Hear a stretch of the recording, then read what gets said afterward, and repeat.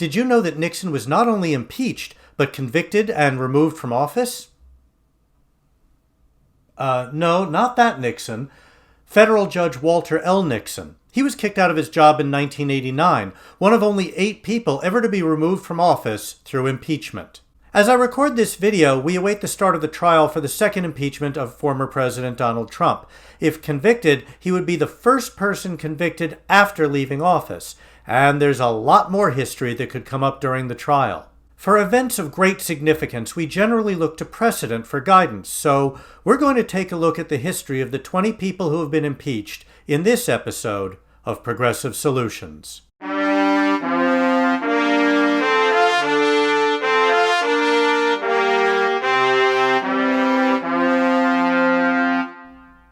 As always, I want to hear from you. What other topics would you like to see covered, and what are your thoughts on impeachment, and especially the current impeachment? Write your comments below. And if you like this video and want to see more, hit that thumbs up button, and be sure to subscribe. Also ring the bell if you want to be notified as future videos come out. As I researched this video, I became fascinated by the specifics of each impeachment, how each case affected impeachment in general, what new ground was broken each time, and also how each impeachment affected future impeachments. It's a fascinating history. This is a much longer video than I usually make, so I've included timestamps for each impeachment in the description below. Feel free to jump around or to stop and come back, or just plow through those 21 impeachments. Yes, 21 impeachments for 20 people. Somebody got hit twice. Now off we go. On July 7, 1797, the House of Representatives voted to impeach someone for the first time. It was Tennessee Senator William Blount, who had signed the Constitution. He was charged with conspiring with Great Britain to attack Spanish-held Florida and turn it over to them. The truth is more complex. He wasn't so much conspiring with Great Britain as he was trying to engage in land speculation to get out of debt, buying and selling land with prior knowledge of the planned invasion. But anyone charged with conspiring with our original enemy, Great Britain, was going to have problems. This first impeachment is also one of the most fascinating, partly because he was technically impeached twice, although for the same thing, partly because he was a U.S. Senator, the only member of Congress ever impeached, and partly because by the time of the second impeachment, the Senate had already expelled him. In the end, the Senate decided that you couldn't impeach a member of Congress. This goes to Article 1, Section 5 of the Constitution, which gives each House of Congress the power to punish and even expel its own members. Since then, no member of Congress has been impeached. Judge John Pickering was impeached on March 2, 1803, just 2 days before the new Congress was going to be sworn in. Inaugurations were held on March 4th back then. In October, when the new Congress convened, the Senate took up the trial. The most interesting fact about this impeachment is that by the time of the trial, 3 senators had been House members who had voted for Pickering's impeachment. So there was a motion to disqualify them from voting because senators are supposed to be impartial, but they were allowed to vote. Essentially, Judge Pickering was impeached for being an alcoholic. There were some specific rulings that were part of the articles of impeachment, but it was his continuing intoxication on the bench that led the Senate to convict and remove him. Supreme Court Justice Samuel Chase's impeachment was all about politics. He was a staunch Federalist, and the Republicans, this is the old Jeffersonian Republicans, not the current political party, wanted to get rid of him. President Jefferson and the Republicans in control of Congress had already abolished some lower federal courts in an effort to get rid of Federalist judges. So much for lifetime appointments. Samuel Chase railed against this, so the Congress impeached him on 8 separate counts. Despite Republicans having a 25-9 supermajority in the Senate, he was acquitted on all counts, with at least 7 Republicans voting against conviction on each and every one of the counts. This was in 1805, just a year after he was impeached. He remains the only Supreme Court justice ever to be impeached. The next impeachment wouldn't happen for a quarter of a century. In 1830, Judge James Peck was charged with gross abuse of power. A lawyer had written an anonymous article sharply criticizing one of Peck's rulings, and when Peck found out who had written it, he charged the lawyer with contempt, sentenced him to 24 hours in jail, and disbarred him for 18 months. The lawyer complained to Congress, and they impeached Peck. At the Senate trial, he was acquitted, with a majority of senators voting for acquittal. They didn't like what he did, but they didn't feel that it rose to the level of being removed from office. Fast forward now to 1862. The Civil War was raging, and it seemed that Judge West Humphreys had also become a Confederate judge. He was impeached in May of 1862 and unanimously convicted just 5 weeks later. In a separate Senate vote, Humphreys also became the first person ever to be prohibited from ever holding federal office again, although he did remain a Confederate judge until the end of the war. Next is the first president to be impeached. Andrew Johnson was a Democrat who was nominated by the Republicans to be Abraham Lincoln's running mate in 1864. When President Lincoln was assassinated the next year, Vice President Johnson became president. Johnson actually tried to pursue Lincoln's post-Civil War policy as expressed in his second inaugural address of malice toward none, charity for all, but the Republican Congress wasn't having any of it. Okay, it's more complicated. Johnson was a Democrat of his time. He didn't care for racial equality, even in the law, and he had even owned slaves. His position on the rights of freed slaves didn't sit well with Republicans. When his home state of Tennessee seceded, however, he remained a Union senator because turns out he despised wealthy white landowners even more than he didn't like black people. But he didn't believe in equality. As president, Johnson fought Congress every step of the way. He even vetoed a bill that would grant citizenship to freed slaves. This was the first time a presidential veto had ever been overridden by Congress. His impeachment was over his violation of the Tenure of Office Act. Congress had passed this law in order to stop Johnson from firing cabinet members without Senate approval. Johnson fired Secretary of War Stanton anyway, and the House impeached him for it in 1868. They also impeached him, essentially, for campaigning strongly against them in the 1866 elections. I mean, if you're going to get rid of the guy, you might as well be nasty about it, right? It didn't work. Despite an overwhelming Republican majority in the Senate, impeachment failed by one vote on all 3 counts. As a sort of cherry on the top of the icing of this cake, 50 years later in 1920, the Tenure of Office Act, or rather a similar act, was declared unconstitutional. Mark Delahay was appointed a federal district judge by President Lincoln, mostly as a reward for his support of Lincoln and his work expanding the Republican Party. It was never considered a good decision. Delahay was inexperienced, and he was considered by many to be too poor to be a good judge. Really. He also may have stolen quite a bit of money from the U.S. Treasury, but the main reason he was impeached in 1873 was for being habitually drunk while on the bench. Delahay resigned before his Senate trial, and that ended the proceeding. President Grant's administration was well known for its widespread corruption. Not so much President Grant himself, but pretty much everyone around him. The case of Secretary of War William Belknap may be the most blatant. It was certainly one of the most publicly known. As part of his duties, Secretary Belknap appointed traders for Western military outposts. These were lucrative appointments, and in at least one case, Secretary Belknap, or rather his wife, or rather his wives, long story. Anyway, he was very nicely paid back for the appointment. When this came out in 1876, it took the House all of 3 days to impeach him. On the morning of his impeachment, Belknap resigned, but the House impeached him anyway, and the Senate held a trial. There was no question of his guilt. He was later indicted, although the charges were dropped at President Grant's insistence. Grant seemed to have a really hard time understanding that everybody around him was so corrupt. The only question for the Senate was whether they should convict somebody who had already left office. We'll get back to that question later. In the end, the Senate decided they just didn't have the stomach to set the precedent at the time, and so the vote for conviction fell short. Charles Swayne was a Florida District Court judge who in 1904 was charged with 4 different things: stealing government money, making personal use of a railroad car owned by a private company he was overseeing, imprisoning 2 lawyers on fake contempt charges, and not living in the district. Yeah, federal district judges have to live in their districts, except for a couple of small districts in New York where they have to live nearby.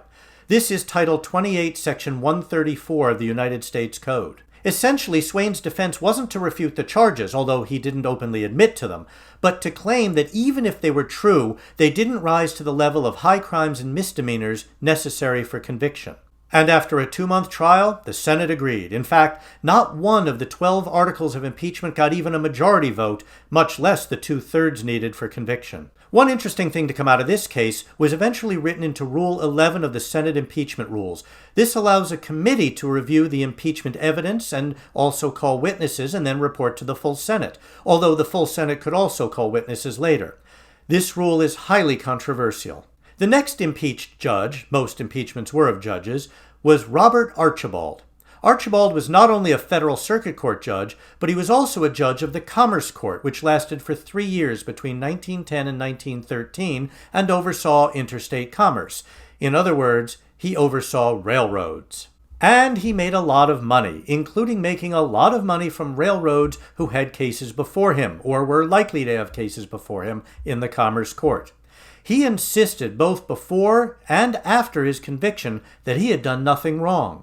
But he was impeached in 1912 and convicted on 5 of the 13 counts against him. He was also prohibited from ever holding federal office again. His claim was that he only made money because he had long-standing connections with railroad company executives. Today, this kind of conflict of interest would disqualify him from being a Commerce Court judge, and presidents wouldn't nominate him. Well, most presidents anyway. And back then, the Senate, including almost every ex-judge in the Senate, voted to convict him for his actions. Judge George English owed a lawyer a lot of money, so he appointed that lawyer to be a bankruptcy referee, and they conspired together to their mutual profit.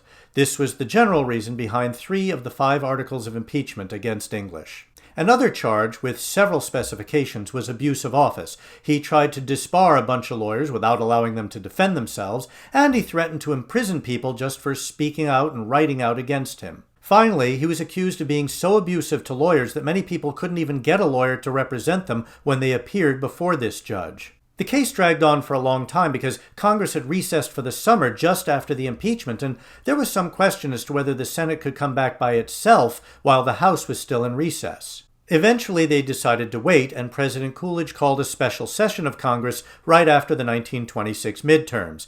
After months of declaring that he would fight the charges, English resigned, and once again the Senate chose not to go to trial for someone who had already left office.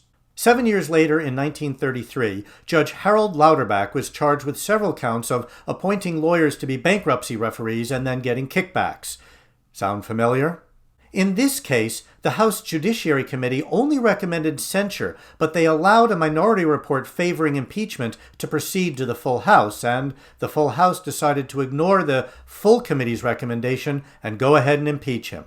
The Senate trial was held 3 months later, and Louderback was acquitted on all the charges because the Senate agreed that his case didn't rise to the level of high crimes and misdemeanors. This case once again demanded a very high bar for removal from office.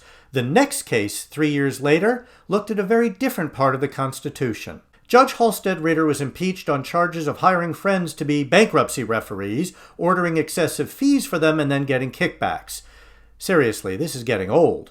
There were 6 articles of impeachment on this activity, and he was acquitted on all of them. But there was a 7th article of impeachment which charged him with misbehavior in office. He was convicted on that by 1 vote. Ritter challenged his conviction in court, but the court threw out his challenge based on the constitutional provision that the Senate had the sole power to try impeachments.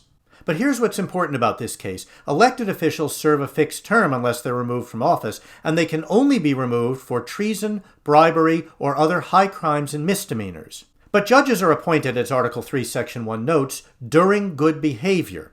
Therefore, they can be removed for misbehavior. And indeed, federal judges have been removed from office for things that no other federal official has even been impeached for. Moving on. And on. And on. It's now 50 years later, the longest time span between impeachments. In 1984, Judge Harry Claiborne was convicted of tax evasion.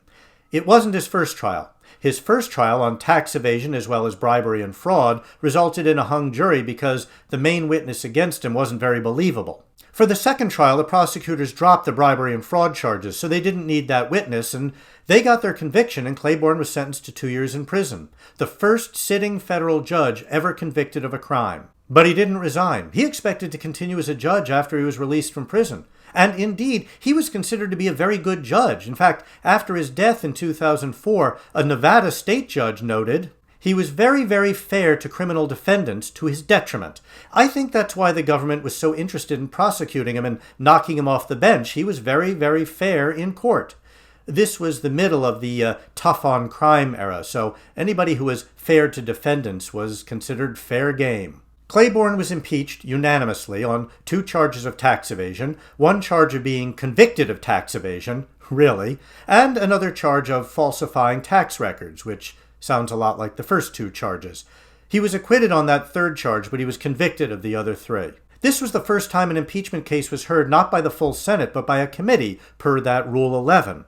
In addition, Claiborne got no opportunity to call witnesses before the full Senate, and finally, the vote was rather odd. Instead of answering aye or no for conviction on each charge, senators were ordered to answer guilty, not guilty, or present. On that third charge, 35 senators voted present. This was, for all practical purposes, a not guilty vote, because even though there were 46 guilty votes and only 17 not guilty votes, he was acquitted because of those 35 present votes. Claiborne was readmitted to the Nevada State Bar the following year in a clear rebuke of the entire federal process against him. In 1981, Judge Alcee Hastings was indicted on charges of conspiracy and obstruction of justice. Prosecutors claimed that he had solicited a $150,000 bribe to reduce the sentences of 2 mob members. He did reduce their sentences, but he was acquitted at trial in 1983. The thing is, he was charged with falsifying evidence and lying at his trial, and he was impeached in 1988. Once again, a Senate committee was established to hear his case and report to the full Senate, and the next year the Senate convicted him on several counts. Hastings challenged the conviction on the ground that using a committee rather than the full Senate was unconstitutional. The federal judge in the case was willing to go along with him, but decided to defer because there was a Supreme Court case pending. We'll get to that in our next case. Meanwhile, the Senate, perhaps in haste to move on after a lot of impeachment votes, there were 17 charges against him, never voted to bar him from holding federal office in the future, and in 1992, Hastings was elected to Congress, where he still serves as of the making of this video. Judge Walter Nixon, you knew we were going to get to him sometime, had a business partner whose son was charged with state drug crimes in Mississippi. The business partner asked Nixon to speak to the prosecutors, which he did, and the charges were dropped. Later, when questioned by the FBI, the U.S. Department of Justice, and a grand jury, he denied having done any such thing, and he was convicted of perjury in 1986. 3 years later, why it took 3 years, I have no idea, he was impeached for perjury, and he was convicted just 6 months after that. Once again, the Senate ran their trial through a committee, and Nixon appealed the procedure. This case went to the Supreme Court, with Alcee Hastings waiting with bated breath, and in 1993, the court basically ruled that the Senate could do whatever it wanted. The charge of perjury would be used again in the next impeachment case, this of President Bill Clinton. Clinton had lied both publicly and in court about his affair, and so he was charged with perjury and obstruction of justice in late 1998. Republicans had assumed that the 1998 elections would be a boon for them with this affair all over the news, but all the talk of impeachment turned voters off. Republicans didn't pick up a single seat in the Senate, and they actually lost 5 seats in the House. Undeterred by their electoral failure, or perhaps spurred on by that failure, Republicans pushed impeachment through during a lame duck session. But the impeachment fizzled during the Senate trial, and neither count got even a majority for conviction. In 2009, Judge Samuel Kent became the first person impeached on charges of sexual assault, in this case for repeated abuses of staff members.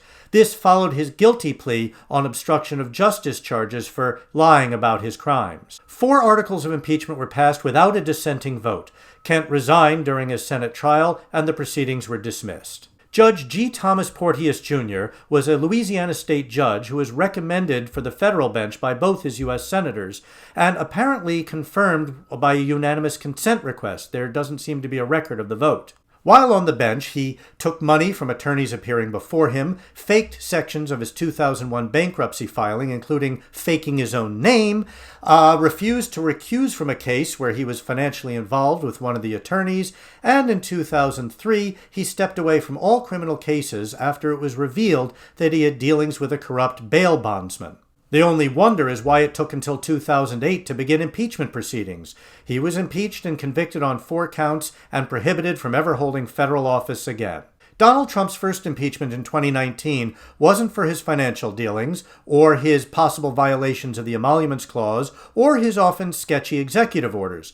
Instead, it was for his attempt to get Ukraine to interfere in our elections and for interfering with the congressional investigations of this attempt. The Senate trial was very quick, with almost no witnesses called, largely because, for the first time in a presidential impeachment, the president's own party controlled the Senate. It was also the first time that a member of the president's party voted to convict a president, but it wasn't enough, and there wasn't even a majority for conviction on either charge. Donald Trump's second impeachment, on a single count of inciting the invasion of the Capitol building during the counting of the electoral votes, saw a record 10 members of his own party vote for impeachment. This is the first time that anybody has been impeached 2 separate times for 2 separate things, but it won't be the first time that the Senate held a trial for somebody who is no longer in office. The reason for moving forward in this case is clear. If he's convicted, the Senate can then vote to prohibit him from ever holding federal office again. In fact, several presidents returned to federal office after leaving the presidency. Grover Cleveland actually got himself elected president again. William Howard Taft was appointed Chief Justice. Andrew Johnson, who was impeached, came back as a U.S. Senator. As I record this video, the Senate trial for Donald Trump hasn't begun yet, but it's looking very much like conviction is not going to happen. And that's the list. 21 impeachments of 20 different people, 8 convictions, and 1 trial pending. Impeachment has almost always generated controversy, even in the seemingly most straightforward of cases. Many impeachments turn on apparently unrelated issues, and the outcomes aren't always predictable. Can we do impeachments better?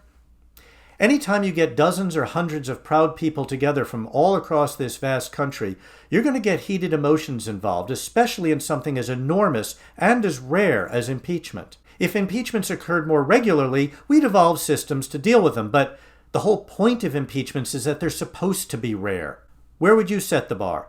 Given the immeasurable variables involved in human activity and human motivations, is it really possible to draw a firm line and say, this far and no farther? Even cases that seem similar at first might have significant differences and therefore have significantly different outcomes. As always, I welcome your comments. What surprised you? Who do you think deserved conviction or acquittal? Would you change the Constitution to alter the rules of impeachment, and if so, how? I look forward to your thoughts. In the meantime, thanks for watching. Stay progressive.